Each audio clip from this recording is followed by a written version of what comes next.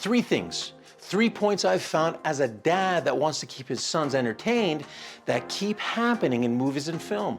Heck, even in video games. 3 arguments that I can see, and I'm sure you can see too, as to why entertainment these days is sucking. And if you feel the same way as me, you're not alone. There are more of us than you realize. Listen, your feelings are valid. You're not wrong either. These companies are trying to change the way we see each other, the way we see what's right. And we know a lot of what's out there is just garbage. First off, too often companies are too insulated to their own stink that they've forgotten what their own farts smell like. They think their ideas are fresh and everyone's gonna love it. And when people don't, they're surprised by this. It's like Ant-Man and the Wasp: Quantumania, executively produced by the woman who brought you this gem. No, Namor. I keep joking. Namor. Namor is over there. I know we talked to him already. El niño sin amor. Por eso le dicen Namor. As a Latin, this offends me. Really? Sin amor? And yes, she was a part of some other better movies, but you're only as good as your last performance. That, and as the Variety article put it, her outspokenness over diversity and inclusion in Marvel's storytelling. Writers and producers insulated from what people want. Studios insulated from what fans want.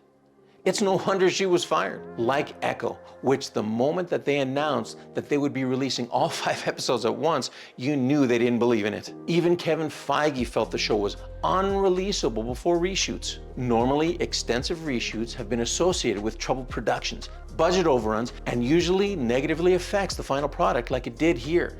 This stinker. And if you want to hear more about me forcing my sons to watch Echo, you can click here to see it. It's also like when they said they don't care that people didn't want the Master Chief to remove his helmet. Check this. Master Chief actor Pablo Schreiber has doubled down on one of the Halo TV show's most controversial decisions. And yes, it does involve his helmet. Quote, "People who don't feel the helmet was necessary to come off, they're at such an early concept of what the show could be."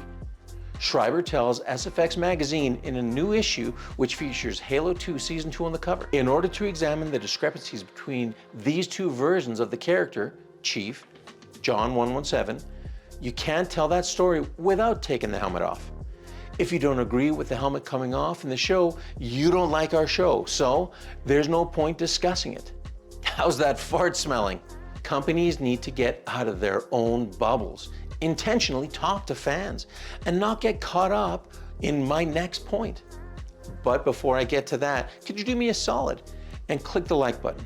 And sub if you'd like to hear more. Thanks. Number 2, companies have forgotten that people don't care about politics when it comes to entertainment.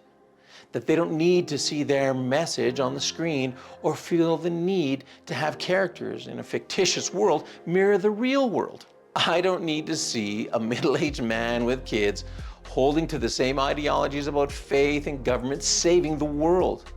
Ugh, that hurts my back just thinking about it. No thanks. Do you know what some of the most successful companies in the world are? They're small businesses.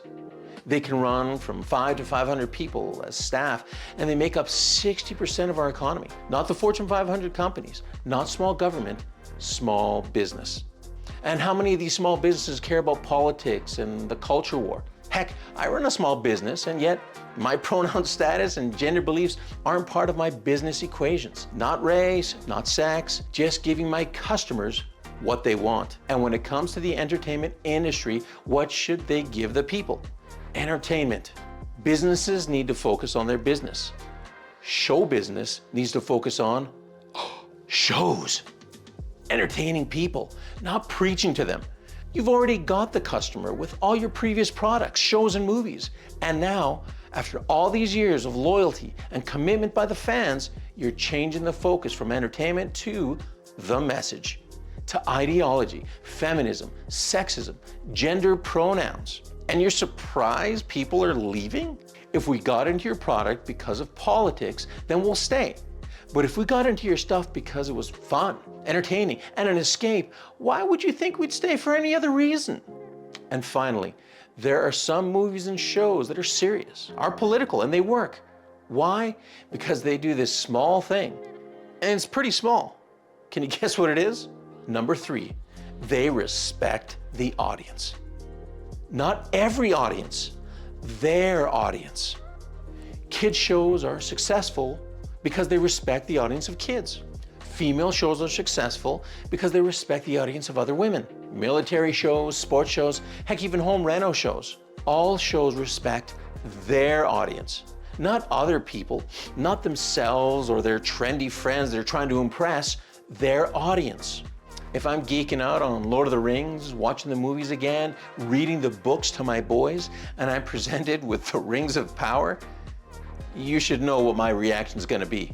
Let's remember, Peter Jackson even changed some of the things in his movie as a creative difference, but he did it with remembering that point, respecting the audience, and the audience that respects the books. You respect the source material, you respect the reason that so many people fell in love with the story, then you win them over, even if you change some things about it. Would I have loved to have seen Tom Bombadil? Sure. Would I have geeked over more songs being sung? Yes. What, just me? Sure. Some things were missing from the film, but let's be honest, the books were so big that to fit into the movie, it would have taken 26 feature films. For me, he got so many other things right that I was good with it and felt respected as a longtime fan. Okay, maybe Legolas being in The Hobbit was a bit much, but Jackson earned it because of all that he did before, at least to me. Though I still feel the movie didn't need him, cool as he was, but that's my opinion. But having the Lady Galadriel turn from this... What gift would a dwarf ask of the elves? ...to this... You will die because of me! And they wonder why people are upset? Hey Galadriel, how's your husband doing? Oh, nowhere to be found? That's odd. Oh, but you found Sauron on a raft in the middle of the ocean. And with all your wisdom, you didn't figure out it was him?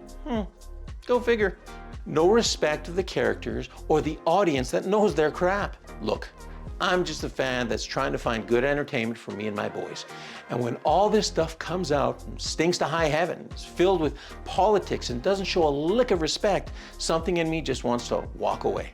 For a fan like me, and even for normies that aren't even watching this stuff, it's just foul. Us fans get why it sucks. But normies don't. They just know something isn't right. And that's enough for them to also walk away.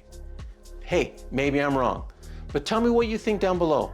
And thanks for watching this much.